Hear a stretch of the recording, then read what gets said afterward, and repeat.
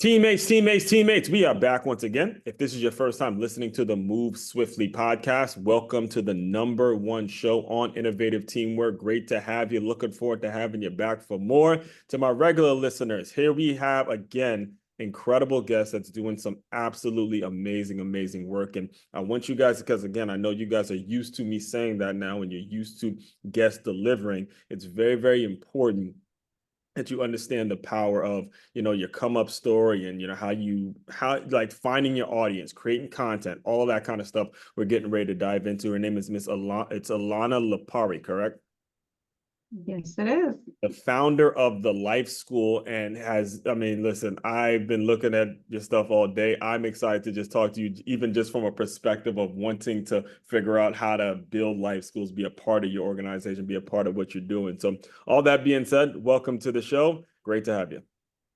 Thanks so much, Aswan. I love your energy and I love the theme of the show, which is all about teamwork. And I am a big believer in that as well. So thanks for having me. Yeah, so talk to us a little bit because I know you're currently located in New York, and I went to Stony Brook University. I have a ton of family in Brooklyn. I see the Brooklyn sign right there. So I'm in Florida now, but I'm very familiar with the hustle, the grind of the whole New York mentality, right? And even in Florida, actually, there's probably more New Yorkers in Florida than you would probably think of in certain parts of New York. Mm-hmm. But talk to us a little bit about your come up story because you're not born in the US. You actually had to come up from it was a different country, I believe, right? And you had to come up and you had to actually find your way. Speak to us a little bit about your background and how you were able to get established here, because I know from a personal perspective, that's not an easy place. That's not an easy thing to do, to come to a brand new country and then figure out, and then much less be an entrepreneur and build your business. So speak to us a little bit. Yeah, let's start there because I think those are really impactful moments, even in the journey that directed where I headed and kind of why I do the work that I do today, because I really believe that everything that happens to us is obviously preparing us for the next phase and stage of our life. But also, it's where we learn about ourselves. It gives us life experience, personal and professional. And I value a lot of that as well in my journey. So I moved to New York when I was 15 with my parents. I was the oldest child. And the early memories of New York is, of course, the big, the city with lots of opportunities. That's what I heard my dad say right away when we got here. You can be anything you want here. Make sure you go to school, get a good, degree, and you start heading for the American dream. That was kind of programmed very early on. Where'd you move from? From Albania. I'm natively from Albania. Yep, a small country in Eastern Europe. And that's kind of, I just love the accent, by the way. I could listen to this. Very lovely accent that you kept, and I'm sure the listeners would agree. It's an incredibly lovely accent. So keep going, please. Thank you. Yes, I guess he always stayed with me, and now it's a mix of New York. But that's it. That's what makes me authentic, because that's been my journey. So I've learned to embrace it and also look at it as my superpower. But yeah. Anyway, so that's kind of what happened. I climbed the corporate ladder, got my degree in business management and finance.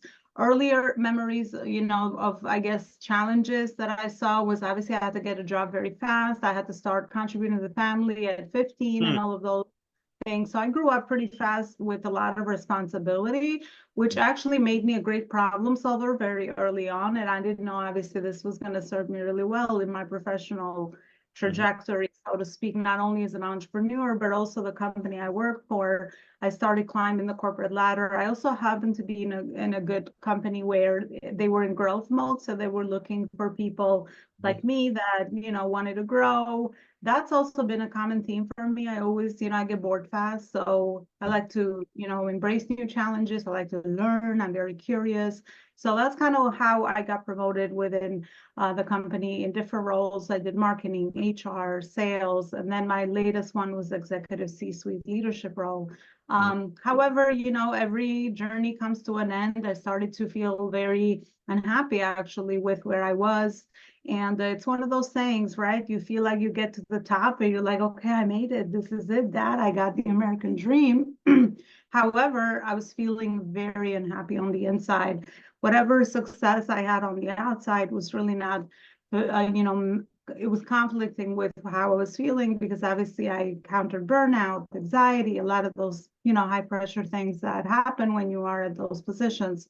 The company was bought by another company, and that was my clue now to change again, to transition to something else. And at that point, I already was not feeling like that was the right place for me anymore.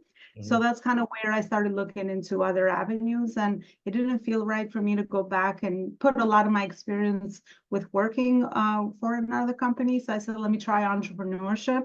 My husband was also an entrepreneur for many years before that. So I said, listen, girl, you got a lot of experience. Why did you just start offering this on your own and see if you can build your own thing? And that's kind of what I did. 5 years, fast forward now, I started executive coaching, that I did some career coaching, because again, I was also testing my own abilities in a different market, because when you are in a structured environment, it's so different. But when you come out in the real world, so to speak, I had the challenge of, where do I position myself? What is the thing that I do really well? What is the thing that's going to make me happy? What's the thing that I'm really passionate about beyond just, the money, right? The purpose behind why I do what I do. So putting all those pieces together today, I'm very happy and fulfilled to help other entrepreneurs, much like myself, that put purpose first, but now align the purpose and the profit side.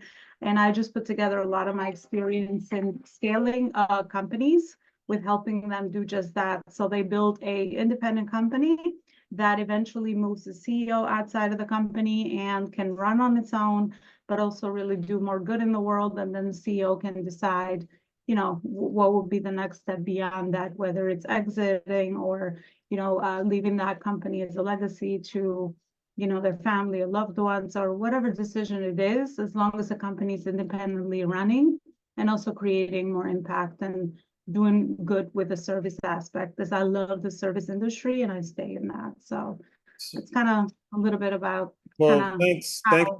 Yeah, I want to make sure we don't brush over several points in which you just made, because, you know, when you look back on things and you're at this level, first of all, congratulations on the entrepreneurship, and thank you for sharing your journey in such a detailed way. But when you look back on it and you moved here and you said 15 years old, you started to work.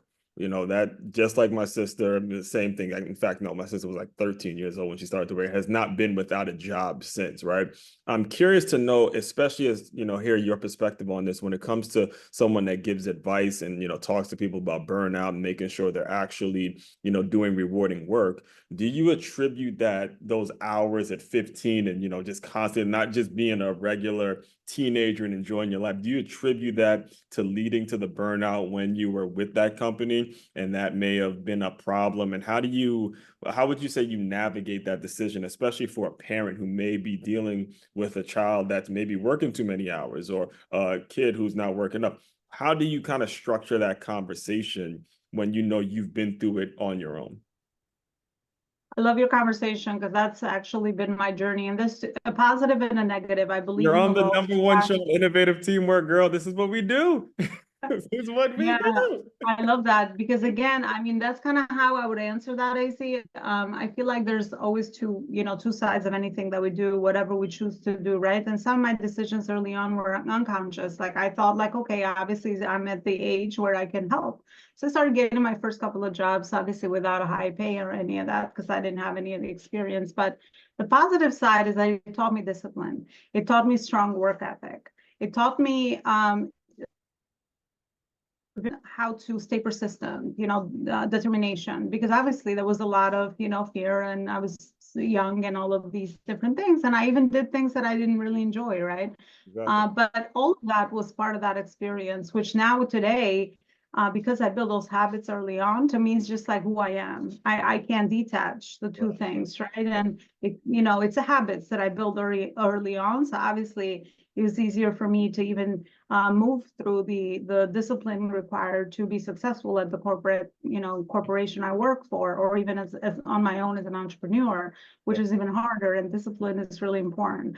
So that's the positive side. Now, the negative side, obviously, I had a lot of inner work to do around my worth being related to achievement, and my worth being related to working, because I thought that if I didn't work and I didn't contribute and I didn't bring in money in whatever situation I was, then what else what was my value in the world?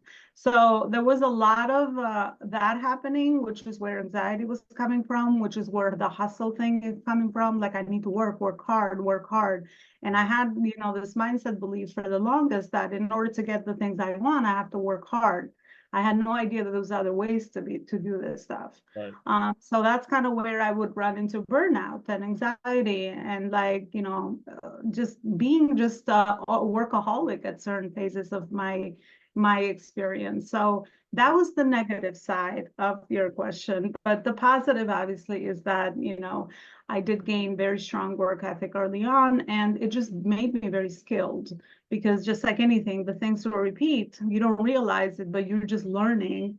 And then when I came to the journey of entrepreneurship, I just became addicted to learning more skills because that's how you become valuable as an entrepreneur to solving problems. The more skilled you are, the more you can be efficient and productive and all these things. But I've also learned about another world, which is more the spirituality, kind of being, with myself and realizing things and making decisions not only out of the brain, but also out of the heart and a lot of those different things, which when I learn about them, I love them because I'm like, oh, I can finally, there's a better way to achieve the goals and the things that I want because I've always been positively, into achievement, right? I like to challenge myself. I like to grow. Those are my two very important values. So, I just, yeah, when I found there's a better way, Yeah. I took that way. And now I'm always learning to kind of balance and be in harmony with those pieces. Yes, and the point, and especially for you guys tuning in, she used the term learn at least 15 times just now. So again, I don't think there's any way that you're going to be able to avoid burnout if you really love what you do, or if you have a focused mind, the type of, especially the type of people that regularly tune into this show. And if you don't have the mindset and you tune into this show, just know that's the mindset of the majority of people that come into this world. All right.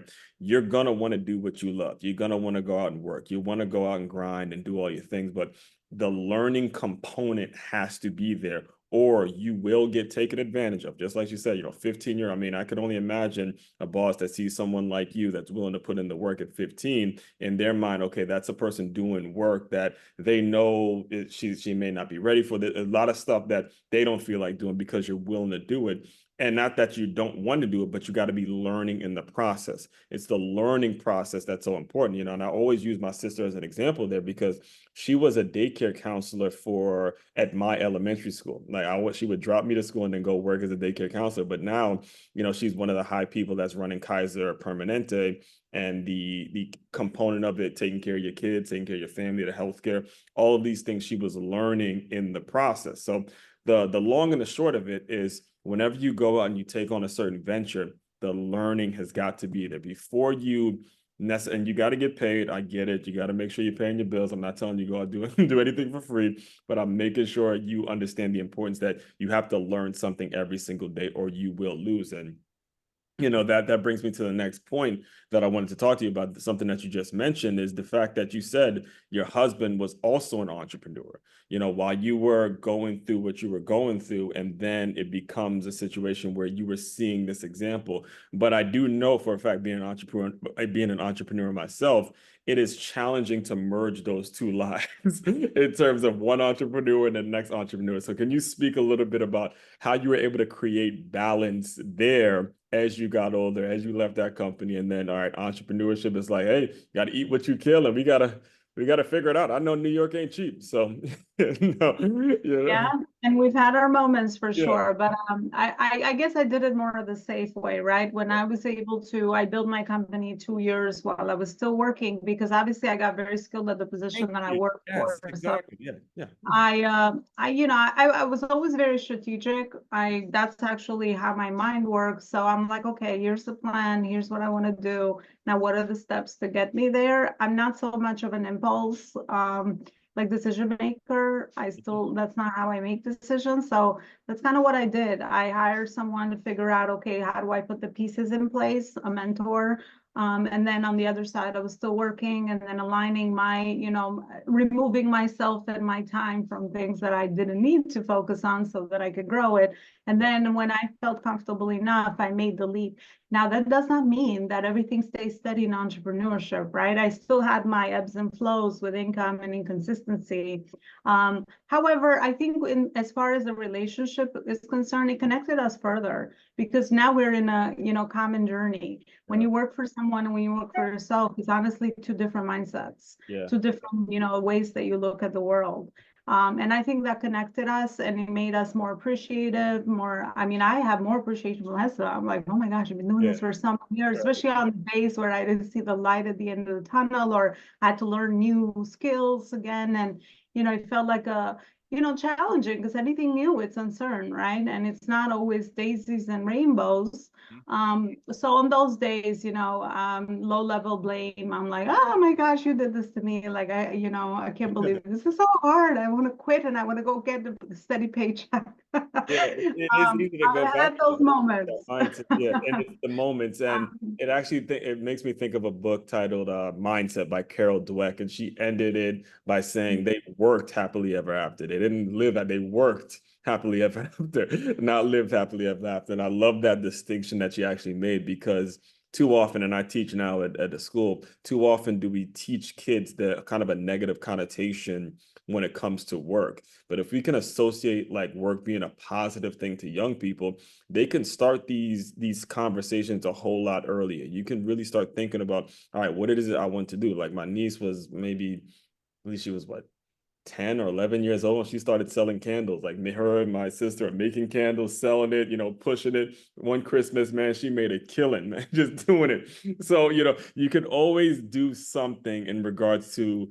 just figuring out what exactly it is you want to do. And, I want to make sure I give you the opportunity as well to speak. You're a multi-published author. You don't just have one book, you have several books. But more importantly, you've been able to turn that into something called the life school that you founded as well. Just walk us through the entire process. Because me, myself, like I was telling you before we started recording, as an author that has a goal of opening up my own school one day, I'm like curious in terms of what were the steps? How'd you do it? I might be just like one of the listeners when it comes to this because I'm just curious and how you were able to package everything out and build it out the way you built it out. Yeah, I think that they came with time, right? The more I took action, the more I learned, the more I stayed current. I showed up for the things that I felt were really important. And most importantly, I always did the connection between what am I doing now and how is this, helping me with kind of what I want to create in my life a couple of years down the line. I've always been that kind of person that worked more in the future than in the present moments. I take my decisions and make them that. So obviously, I learned about all the different ways to be able to grow my own brand, personal brand, and thought leadership, and also the work that I was doing. How can I impact more people with that? How can I share it in different avenues, not just, with the things that I was doing? So the more I learned, the more things started to show up for me. I became a contributing author to another community and book with my Okay. first chapter. Was that the I first got, one? Yeah, you were just yeah, that was my oh, first one. sorry. There you go. Makes sense. So that started the book writing journey. And I love the process of writing because I've always been a speaker and I love speaking. And, this was one of the skills that I also even need in my corporate career. So it was something that I was very comfortable with. And the writing piece, I'm like, I don't know if I can be a writer and all of that. But anyway, as soon as I wrote my first one, I said, okay, I love it. This is what I want to do because to me, it felt like a permanent channel or a way to package my experience or personal and professional, where it could be like a legacy product. Like my kid can read it when they're older, they can give it to their friends. Speaking of youth, I love Yes. youth as well. I think obviously that's the future. Yep. Or my people could be reading the things that I have going on. And digital content is great. I mean, I have a large library, I create a lot, I'm very active, but there's nothing like a good book where I can even structure my own processes and methodologies of how I got some results. So that's actually how I did, I kind of just intuitively make decisions based on my own experience. So because I loved the first, I said, okay, let me put my the chapter, let me write my first book around my personal professional journey, because you never know who this could impact and who could read the book and get those aha moments. And plus, I've always been fascinated, regarding when I read a book that's 100 or 200 pages, it took someone to live 20, 30 years to actually put all that experience into a book. So I'm like, oh my God, I'm inhaling their life experience. Mhm. So that's just making me even more wiser, or Right. giving me more clarity around the things that I want to do. Mhm. So I just love that process because I'm also a reader. I read a book a month and I never will stop that process myself. So, and then so it's how I did my other one. I said, let me put my framework that I, utilize to help companies scale. And I put a lot of different pieces together around how to brand and market and sell and create the systems and then hire and build the teams, which Right. is pretty much the fundamentals of any business. So that was my second. And then my third one is all about leadership and leveling up at the next level. So I guess my books have also mirrored my evolutionary journey in my company and my personal life. And it's just a way to document all of that for people to read.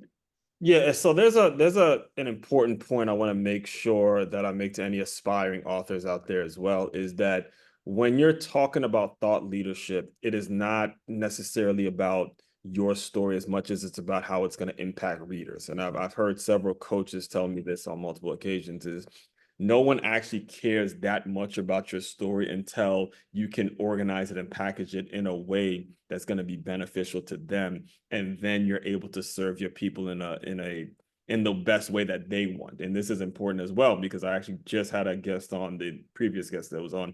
He was talking about the problem that a lot of companies have. He was talking about the CEOs, that they get so into the shareholders and the logos and the branding and all that, they start to lose sight of what the customer actually wants. They start to lose sight of what the client actually wants. So can you speak to that a little? Because I know you mentioned that you have a framework, you have a training, so to speak, in which you help businesses move a little more cohesively, and they're able to, what are some of the benefits and things like that if there's a business owner listening in that would want to work with you?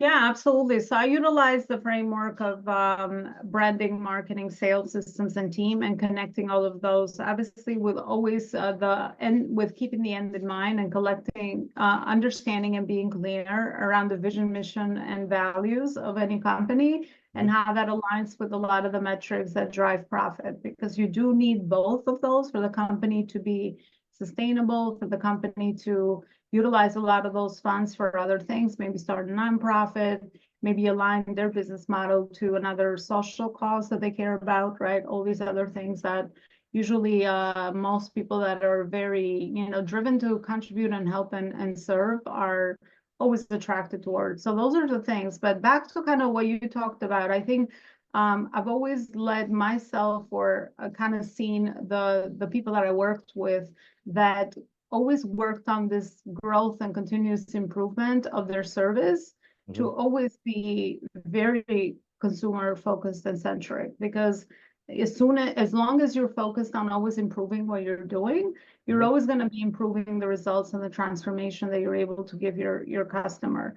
So that's got to always be core focus, as to why you do what you do. Because if you're focused on that transformation, then everything that you implement in your day-to-day, it's Mm-hmm. got to be connected to that. So I think that's one of the things that I've seen companies struggle. They're Right. doing a lot of different projects, going a million directions, but they don't necessarily know how to connect all the different pieces to the one thing, Mm-hmm. which would be, again, why are we here? Why do we do what we do? And what is the transformation and impact that we want to create?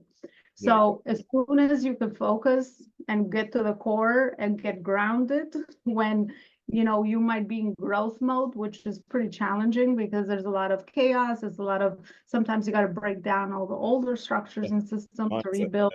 It's like personal life, right? When you go through hell, you just like, oh my gosh, you Mindset. sometimes it feels Yes. chaotic. Yes. Um, and it's on purpose. So yeah, I think if you just, make that as part of your vision, values, and mission, it will always stay top of mind. And just like anything else, if you also create a healthy culture, your team will obviously mirror that towards your experience with your clients. So yeah, it's got to be top of mind. Honestly, that's why a business should exist. Without your results and the way that you're serving, you just don't even have a business, right? And you're gonna go under very fast. So Yeah, it's I'm glad very, you said very that because I've been a part of several businesses that have gone under. They that use that term very specifically. They've gone under. And the question I do have for you, speaking of that, is how do you deal with that stubborn person though? Like, that we're in business, there's a lot of like stubborn people. Just say I don't know any other word, but there's a lot of stubborn business owners out there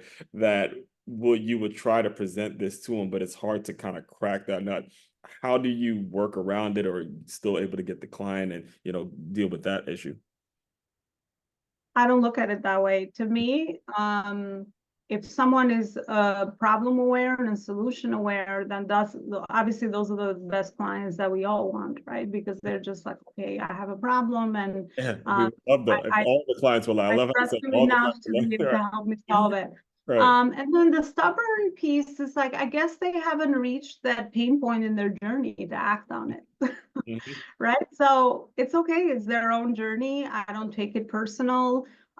Because my energy is always open and try to add value and build trust, I really always attract that. So Yeah. thankfully.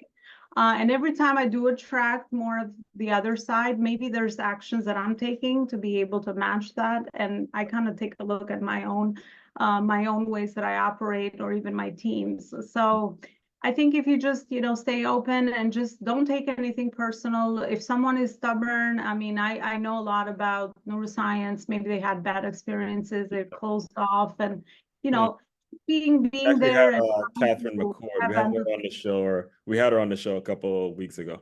Catherine McCord.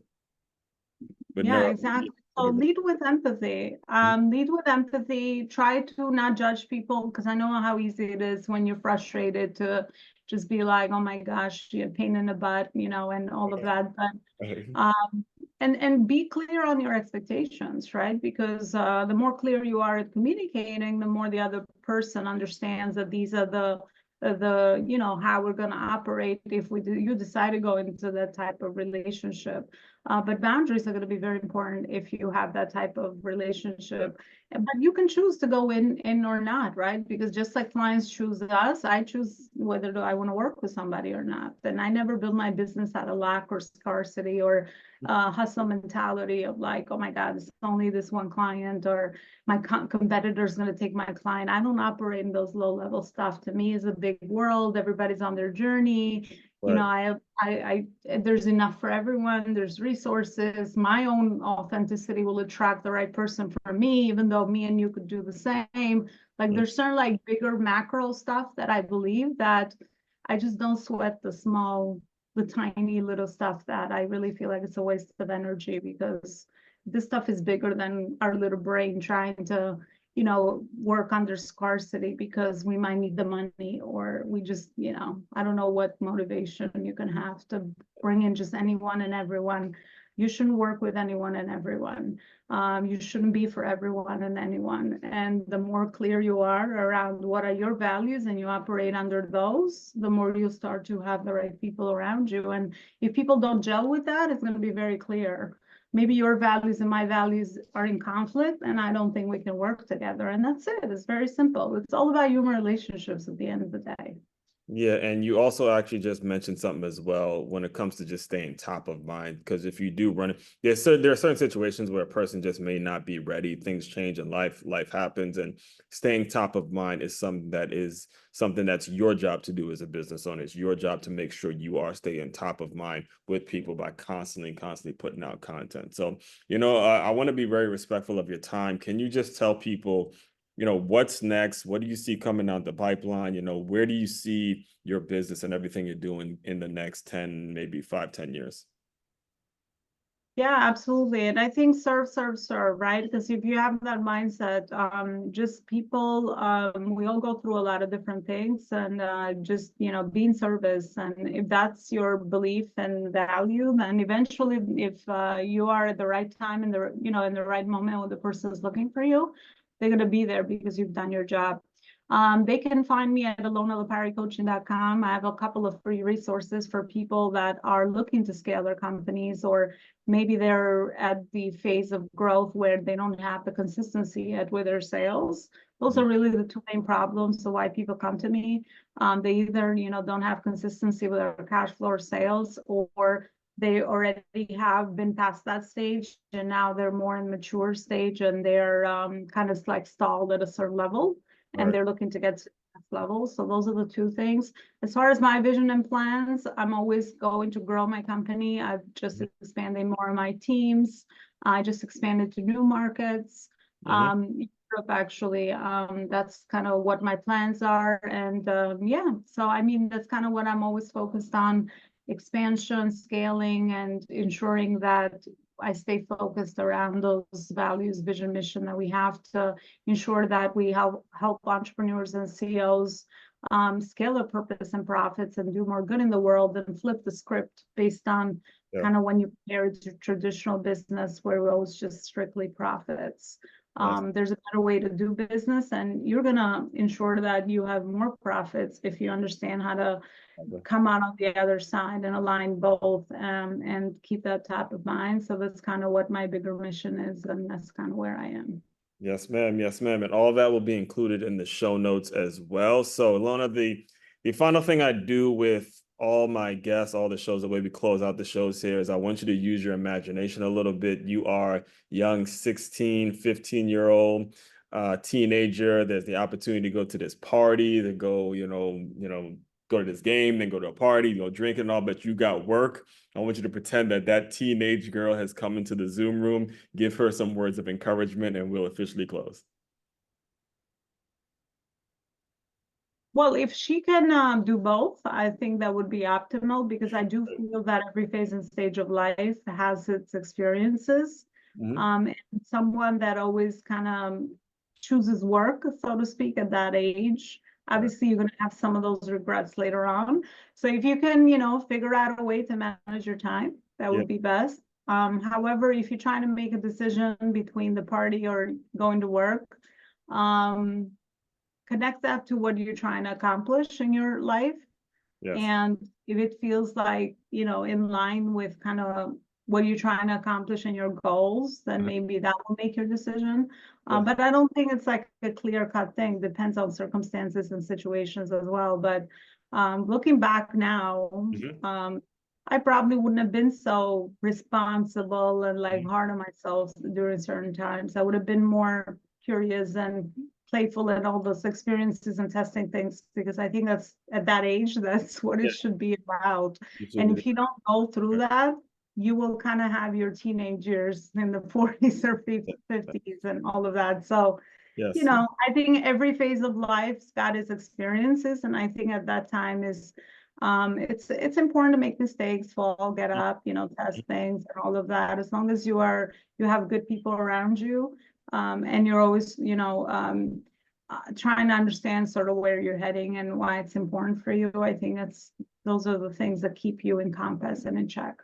Yes, yes. And also, I want to make sure I add a little bit to that, because as a young teenager, the fact that you're faced with that decision is a positive thing. Just know where it is you want to go. And then maybe, hey, you can tell your boss, hey, I got to do this because this is going to help me get here. It's going to bring you more clients. Even make a deal. Like I worked at a gym, so make a deal. Hey, I'll go to this party. I'll bring a couple of my friends in the gym for a new workout or something. Figure out a compromise and get those skills early, which is great. So I love to see the professional development in you, just asking that question. You thought of yourself, you thought a little bit, and you said, hey, you know what, maybe you can have a little bit of fun, and you can kind of see the balance and the constant learning. And that's my goal for every listener of this show, everybody that tunes in regularly, constantly learning. So all that being said, fellow teammates, continue to move swiftly. We will talk more soon.